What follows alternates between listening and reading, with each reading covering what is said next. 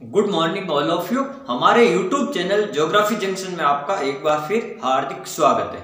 आज हम भारत के प्रमुख उद्योगों की श्रृंखला को आगे बढ़ाते अपन सीमेंट उद्योग के बारे में पढ़ेंगे कि सीमेंट उद्योग का उपयोग किस प्रकार से होता है, सीमेंट उद्योग का निर्माण के लिए कौन कौन से कच्चे माल की आवश्यकता होती है, या सीमेंट उद्योग का जो भारत में विकास हुआ है वो किस देशों में किन किन राज्यों में हुआ है, और राजस्थान के विशेष संदर्भ में अपन क्षेत्रों की बात करेंगे कौन कौन से जिलों में हुआ है, या सीमेंट उद्योग में कौन क्या क्या समस्या आ रही है, सीमेंट उद्योग का विकास किस प्रकार हुआ है या नहीं होने के पीछे क्या क्या समस्या है, उन सभी बातों के बारे में अध्ययन करेंगे।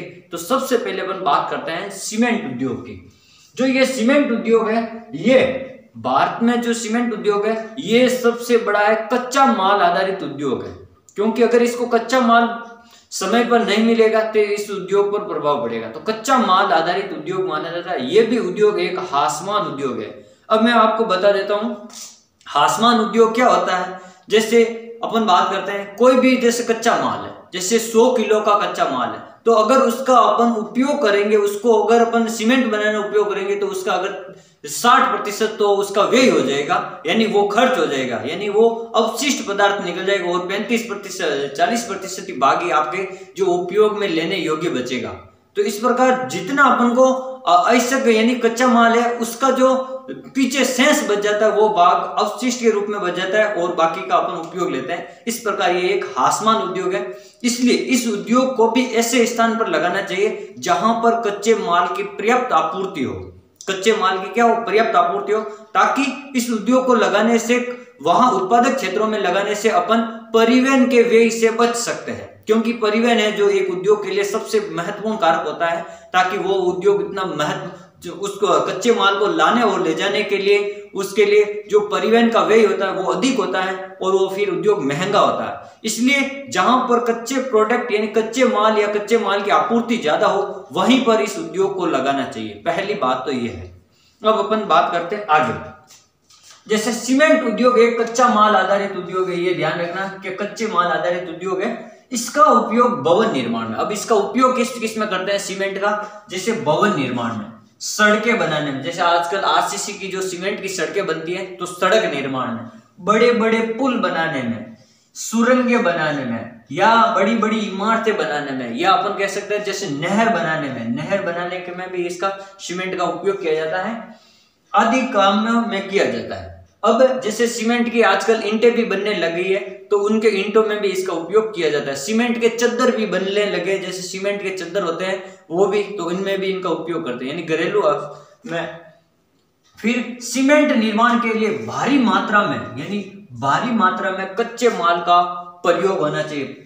जैसे कौन कौन से कच्चे माल चाहिए सीमेंट का अगर निर्माण करेंगे, तो चूना पत्थर, जिप्सम और कोयला, ये प्रमुख रूप से कच्चे माल है। जैसे चूना पत्थर होना चाहिए, जिप्सम होने चाहिए और कोयले का पर्याप्त आपूर्ति होनी चाहिए।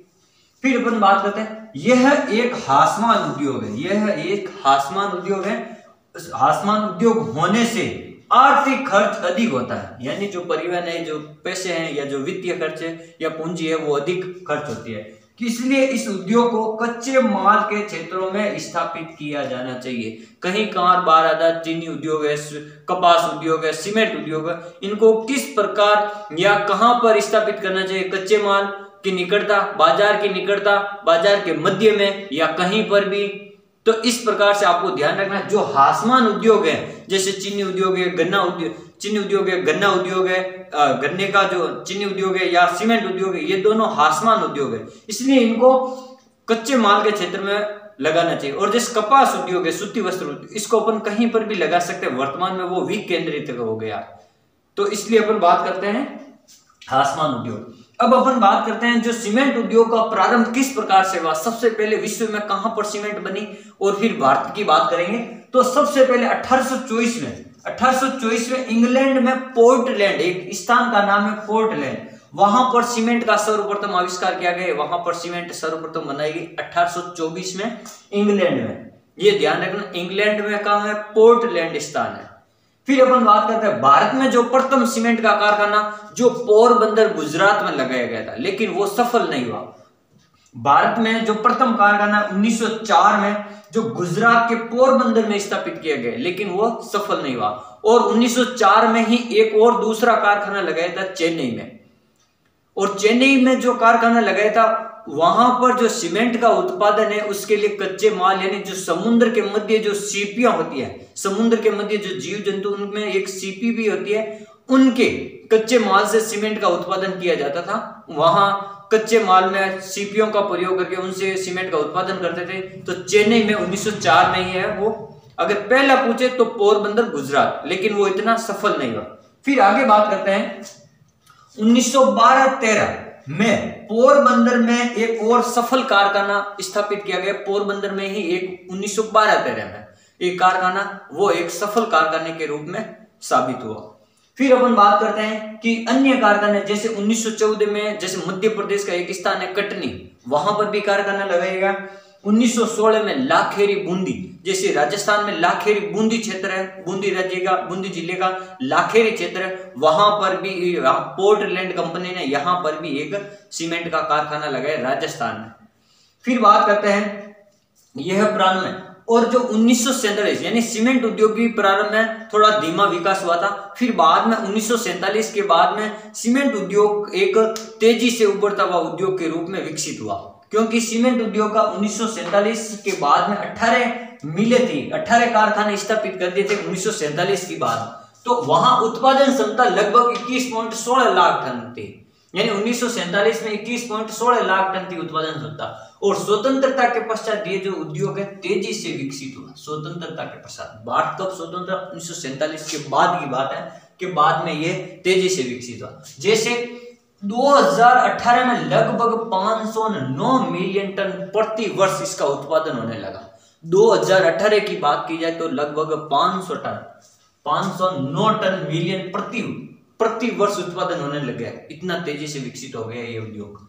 और 2020 का एक अनुमान है कि 550 मिलियन टन उत्पादन लक्ष्य रखा गया। जो सीमेंट उत्पादन का जो 2020 के उत्पादन का लक्ष्य रखा गया लगभग 550 मिलियन टन।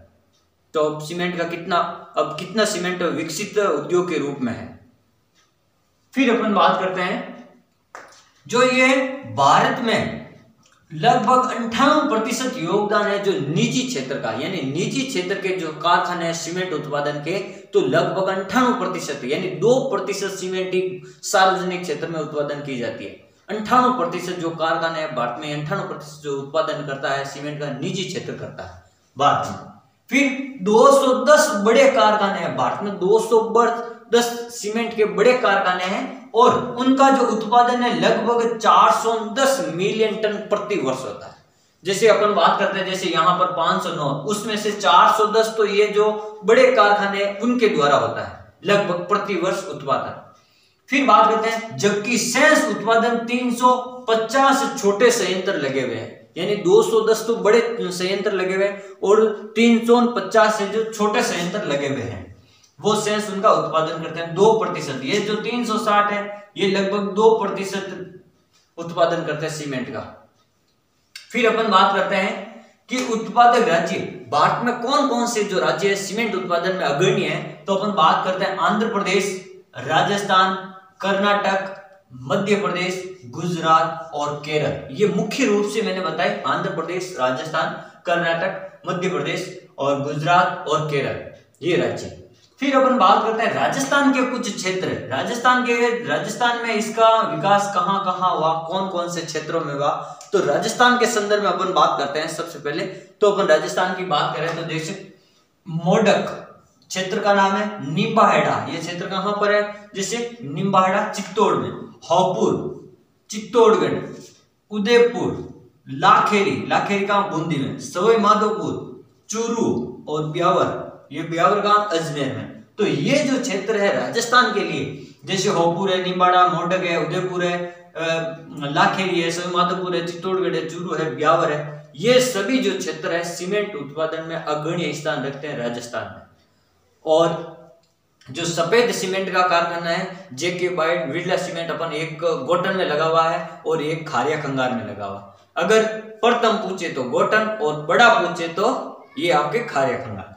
फिर अपन बात करते हैं वर्ष 2019 में भारत में प्रति व्यक्ति सीमेंट का उपभोग यानी प्रति व्यक्ति अगर औसत सीमेंट उपभोग की बात की जाए तो लगभग 235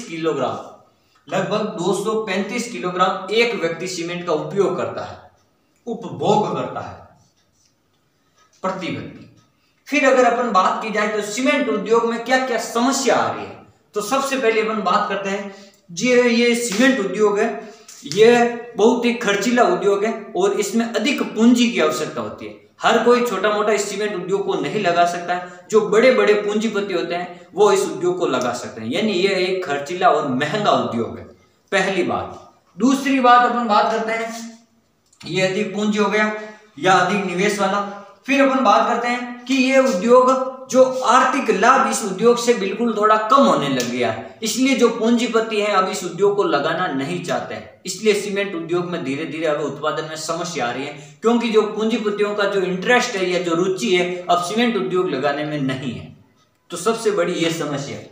फिर अपन बात करते हैं कई राज्यों में जो ऊर्जा संकट है, सीमेंट उद्योग के लिए अधिक ऊर्जा की आवश्यकता है, सीमेंट है या जो एल्यूमिनियम वगैरह है इनमें अधिक ऊर्जा या विद्युत की आवश्यकता होती है। तो कई राज्य ऐसे हैं भारत में जहां पर पर्याप्त मात्रा में ऊर्जा नहीं है, जैसे सौर ऊर्जा, नवीनीकरण, जो जितनी भी ऊर्जा है जो सीमेंट उद्योग के लिए पर्याप्त मात्रा में नहीं है, इसलिए सीमेंट उद्योग का उत्पादन भी कम हो रहा है और सीमेंट उद्योग लगाने में भी रुचि कम है, ये बड़ी समस्या है। फिर अपन बात करते हैं सीमेंट उद्योग के कारण वर्तमान में क्षति हो रही है, क्योंकि ये इनके कारण। फिर अपन बात करते हैं धारणीय विकास के कारण, यानी जो वर्तमान में जो नई पॉलिसी आई है जैसे पर्यावरण नीति के वगैरह या जो पर्यावरण की सुरक्षा के लिए, संरक्षण के लिए जो, तो उनमें कहा गया है जो कार्बन डाइऑक्साइड गैस हैं या जो ग्रीन हाउस गैस हैं या पर्यावरण को अधिक महत्व देना है और ग्रीन हाउस गैसों को कम करना है। तो इसके कारण भी क्या हुआ, जो बड़े बड़े उद्योग हैं अब वो उन नियमों की पालना नहीं कर पा रहे हैं, तो उनको उद्योग बंद करना पड़ रहा है, क्योंकि वो ग्रीन हाउस गैस से तो उद्योग करे, अगर बड़ा उद्योग लगाएंगे तो जो प्रदूषण तो होगा। तो अब उन उद्योगों का जो पुरानी मशीनें हैं उनसे प्रदूषण हो रहा है, तो उनको बंद करना पड़ रहा है। तो ये भी एक बड़ी समस्या कि जो कार्बन डाइऑक्साइड है या अपन कह सकते हैं ग्रीन हाउस गैस है, उनके उपभोग को कम करने का जो सरकार का लक्ष्य है वो भी उद्योगों के लिए एक बड़ी चुनौती है। फिर अगली बात की जाए नवीनीकरणीय ऊर्जा के उपयोग को बढ़ावा देना, जैसे अपन प्रारंभिक रूप से पहले अपन जैसे ऊर्जा या ईंधन के रूप में अपन कोयले का अधिक उपयोग करते थे, लेकिन अब जो नवीनीकरणीय साधन है उनके ऊपर सरकार ज्यादा बल दे रही है। सौर ऊर्जा है, जैसे अपन कह सकते हैं सोलर प्लांट लगाना या सौर ऊर्जा से बड़े उद्योगों को चलाना। तो इस प्रकार से जो ये ऊर्जा भी इनके लिए एक बात है, क्योंकि नवीनीकरण ऊर्जा इतनी प्राप्त नहीं हो पाती है या इतनी वो प्रोडक्ट नहीं कर पा रहे, तो ये जो सारी समस्या है ये इसके अंदर आ रही है। या कार्बन उत्सर्जन की कमी को करना उद्योगों के लिए एक महत्वपूर्ण चुनौती हो गया। जो जितने भी कार्बन उत्सर्जन जो गैसें होती हैं उनको कम करने के लिए सरकार की जो नीतियां हैं, तो ये भी एक उद्योगों के लिए उनको कम करने की सबसे बड़ी समस्या या चुनौती है। तो इस प्रकार से भी ये जो सीमेंट उद्योग है इसको लगाने के लिए अधिक पूंजी की आवश्यकता होनी चाहिए, या अपन कह सकते हैं ऊर्जा, पर्याप्त मात्रा में ऊर्जा होनी चाहिए, या अपन कह सकते हैं पर्याप्त जो जलवायु है, जो कच्चे माल होने चाहिए इसके लिए आपूर्ति होनी चाहिए, जलवायु दशाएं अच्छी होनी चाहिए, या अपन कह सकते हैं कि जो सरकार द्वारा जो नीतियां हैं उसमें थोड़ा परिवर्तन होना चाहिए और नई नई टेक्नोलॉजी या नई नई तकनीकी से सीमेंट का उत्पादन होना चाहिए, नई नई मशीनों के द्वारा, ताकि पर्यावरण प्रदूषण भी ना हो और कार्बन उत्सर्जन गैसों की मात्रा में भी कमी लाई जा सके। ये सभी अगर समस्या हल होती है तो सीमेंट उद्योग लगाना एक उद्योगपतियों के लिए या पूंजीपतियों के लिए आर्थिक लाभ जैसा होता है। Thank you.